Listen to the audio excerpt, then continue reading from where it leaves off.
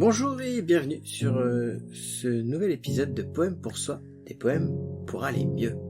J'espère que tu vas bien, que tu es bien installé, parce que ça démarre maintenant.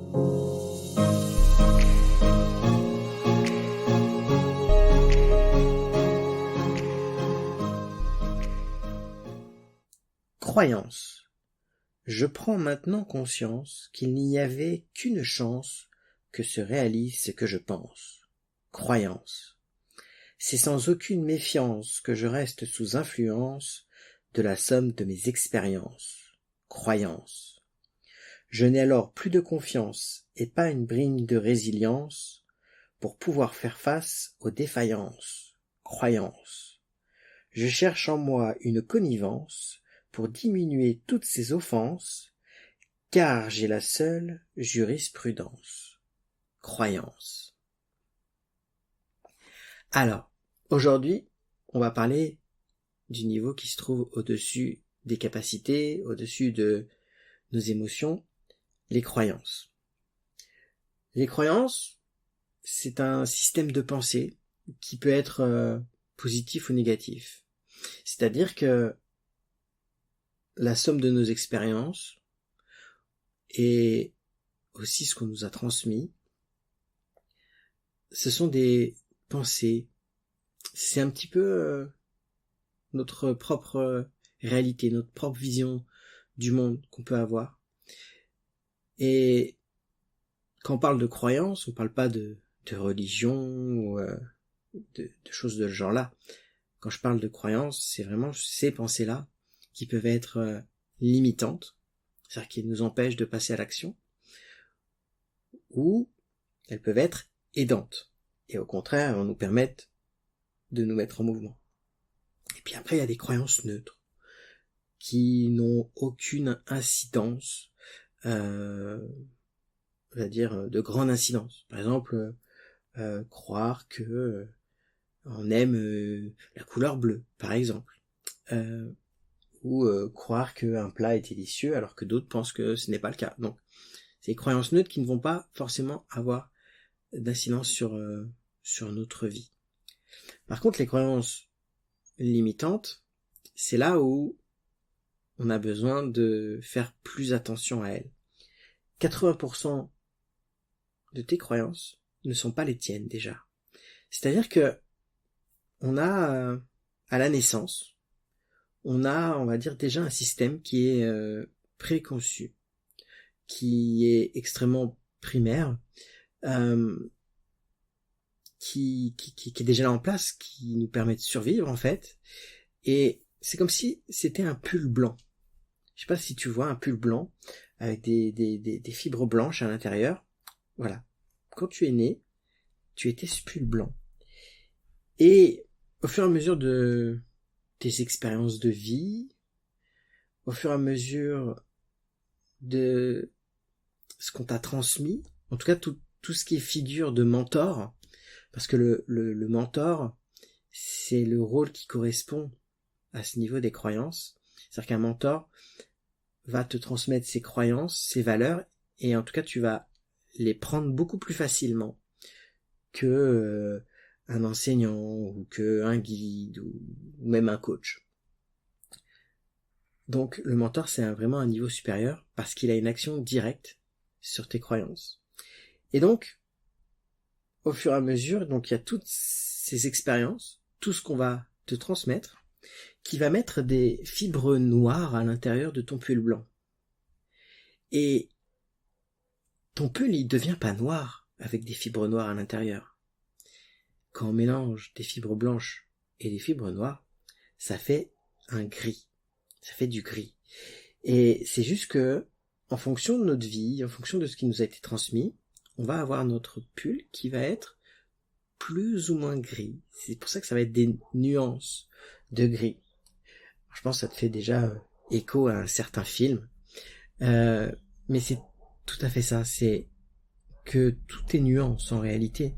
Et c'est ça qui est intéressant parce que déjà le pull blanc, il va être différent pour chacun. C'est ce qu'on appelle finalement l'identité.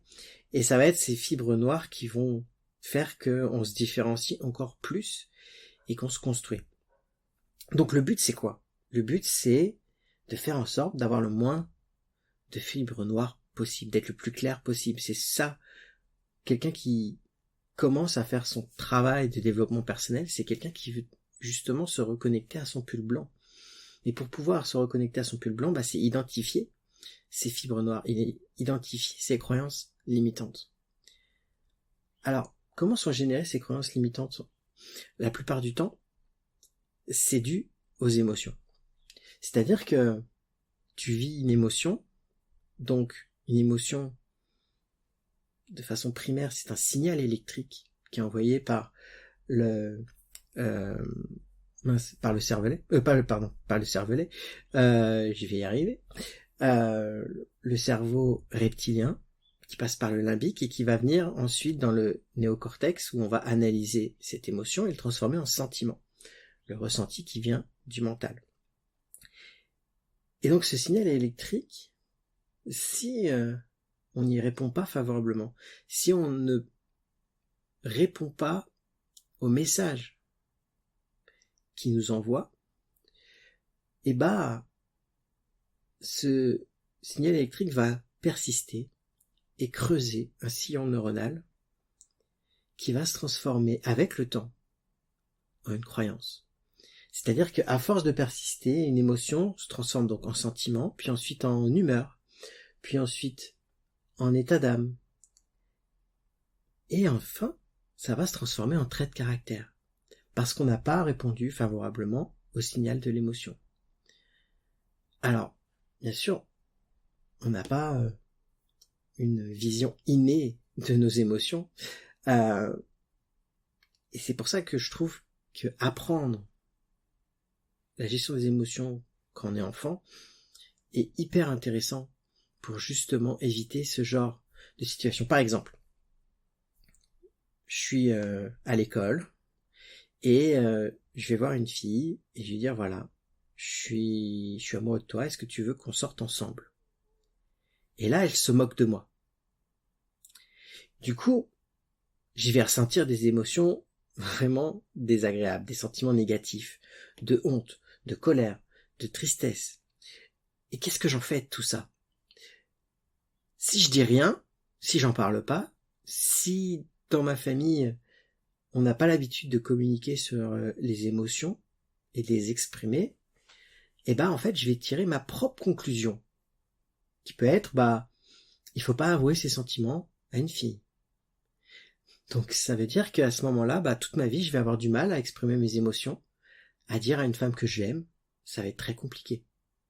Parce que j'ai élaboré cette croyance pour me permettre de me sentir mieux et de plus ressentir toutes ces émotions désagréables, tous ces sentiments négatifs.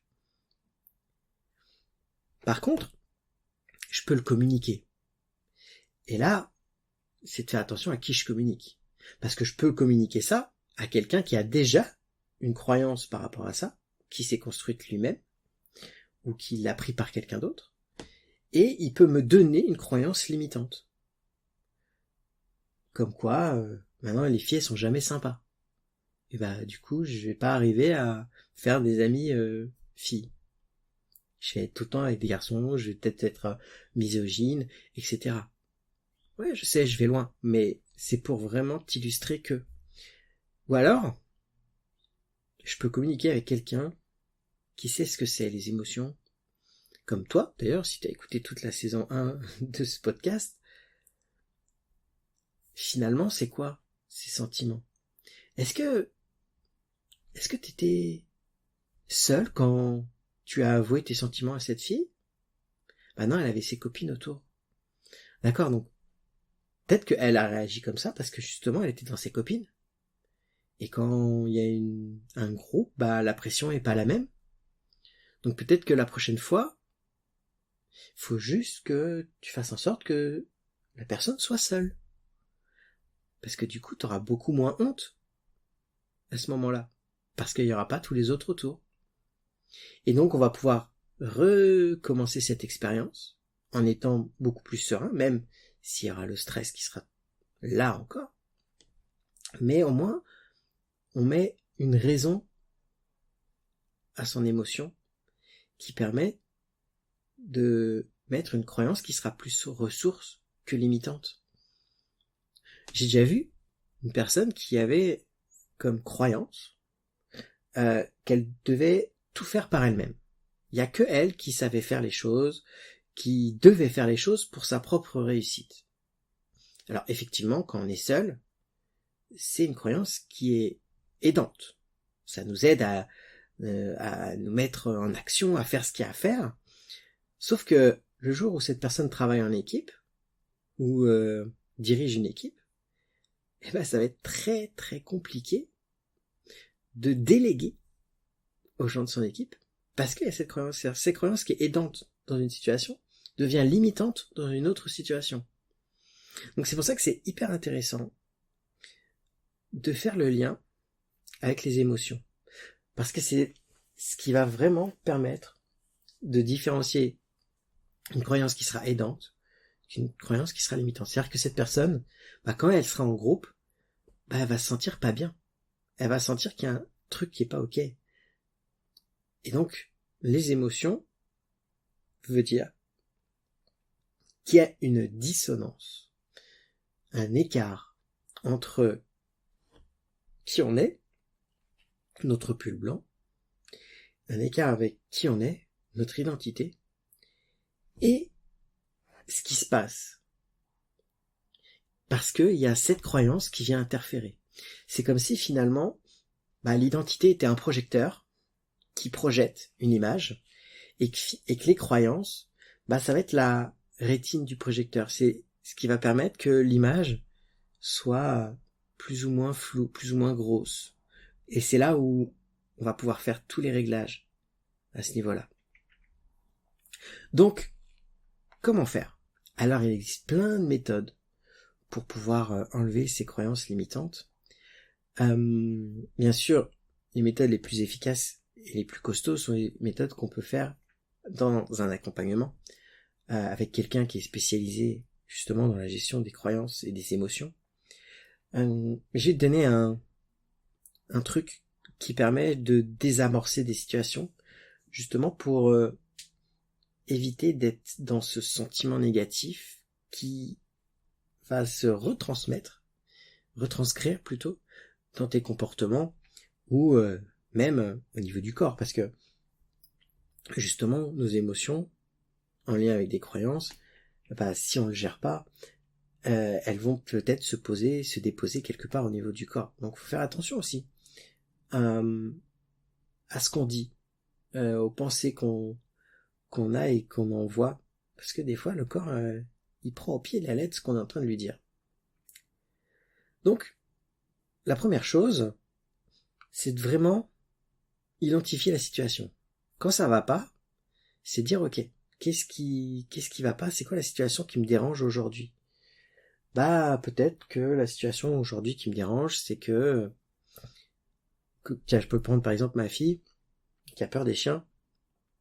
La situation, c'est que justement, elle n'arrive pas à être à côté d'un chien ou à passer à côté d'un chien. Il faut qu'elle tourne. Et du coup, c'est très handicapant, etc. Donc ça, c'est la situation. Ok. Une fois que tu as la situation, c'est d'identifier l'émotion qui est générée dans cette situation. Donc, tu décris ta situation et tu regardes quelle émotion tu as. Dans l'exemple, finalement, c'est une émotion de peur. La peur du chien. Ok, une fois qu'on a l'émotion, là, on va pouvoir remonter à la pensée, à la croyance. Quelle est l'idée? Quelle est la pensée qui génère cette peur? Ça peut être la pensée que le chien va me mordre, que le chien va me sauter dessus, etc., etc. Donc pareil, pour toi, t'as la situation qui te dérange. Quelle est l'émotion qui est générée dans cette situation? Et ensuite, quelle est la pensée qui génère cette émotion-là? C'est le meilleur moyen pour remonter jusqu'à une croyance. Parce que trouver une croyance directement par rapport à une situation, c'est assez compliqué. Et donc, plus tu es à l'écoute de tes émotions, plus ça sera facile d'identifier justement tes pensées qui vont te limiter. Et une fois qu'on a cette pensée limitante, bien sûr il existe des tonnes d'outils pour travailler sur cette pensée limitante, mais déjà dans un premier temps, faire comme si on pensait différemment. Et si tu pensais différemment, qu'est-ce que tu pourrais penser à la place? Peut-être que le chien il veut me lécher, ou il veut me faire des câlins, ou peut-être que si le chien il aboie, c'est parce que il a peur, lui aussi. Et maintenant que tu as cette nouvelle pensée, comment tu te sens? Et là, c'est de refocaliser sur la nouvelle émotion qui est générée avec cette nouvelle pensée. Et ça va désamorcer déjà la situation. Ça marche très très bien sur justement des situations qui sont en train une situation qui vient d'arriver, sur laquelle on est en train de créer une nouvelle croyance dessus. Et si c'est quelque chose d'ancré, que c'est revenu plusieurs fois dans ta vie, que que c'est quelque chose de beaucoup plus lourd, que quelque chose d'instantané, c'est de répéter cet exercice plusieurs fois, peut-être tous les jours. Tous les jours, c'est de refaire cet exercice, de refocaliser sur une pensée différente, et en intégrant l'émotion qui est associée à cette nouvelle pensée. Et à force, petit à petit, on va changer notre système de pensée. Et on va pouvoir éclaircir notre pull, qui est gris. Passer du gris foncé au gris clair de plus en plus. Donc voilà, un petit peu quelques billes sur la gestion des croyances, de ce que tu peux faire avec, et comment ça fonctionne surtout. Parce que on ne peut pas changer ce dont on n'a pas conscience, donc j'espère qu'avec ces explications, tu auras beaucoup plus conscience de tout ça. Et c'est exactement ce que j'explique dans le poème, c'est qu'on prend conscience de sa croyance, qu'on peut justement la modifier, et c'est la dernière partie qui est: je cherche en moi une connivence pour diminuer ses offenses, justement pour diminuer l'impact émotionnel, parce qu'au final, tu as la seule jurisprudence. Il n'y a que toi qui peux décider de l'état dans lequel tu veux être, en fait. Et si tu as des enfants, par exemple, tu peux très bien utiliser cette méthode. Quelle est la situation? Qu'est-ce que tu as ressenti à ce moment-là? Qu'est-ce que tu en as pensé? Et viens, si on pensait différemment. Et quand tu penses différemment, comment tu te sens? Et là, ça désamorce tout de suite la situation, et l'enfant se sent beaucoup mieux. C'est très intéressant. Donc voilà, j'espère que ça t'a plu. On se retrouve très bientôt. En attendant, n'hésite pas à commenter, à m'envoyer des messages, à aimer, à partager autour de toi si ce podcast, tu penses que pourrait servir à d'autres personnes. Et puis en attendant, je te souhaite que des belles choses, et je te dis à très bientôt. Croyance. Je prends maintenant conscience qu'il n'y avait qu'une chance que se réalise ce que je pense. Croyance. C'est sans aucune méfiance que je reste sous influence de la somme de mes expériences. Croyance. Je n'ai alors plus de confiance et pas une bribe de résilience pour pouvoir faire face aux défaillances. Croyance. Je cherche en moi une connivence pour diminuer toutes ces offenses, car j'ai la seule jurisprudence. Croyance.